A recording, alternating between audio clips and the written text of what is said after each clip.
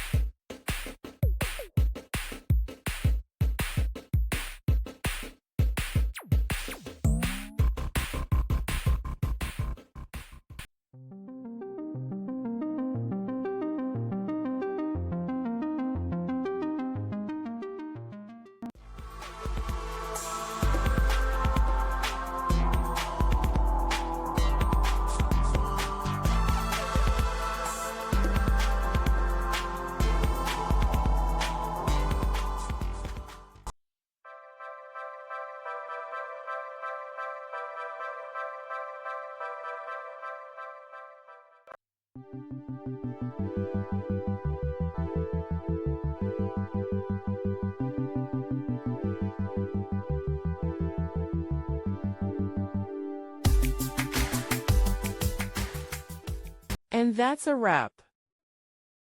I hope you found the answer you were looking for. If you did, take a second to hit that subscribe button. It really helps out.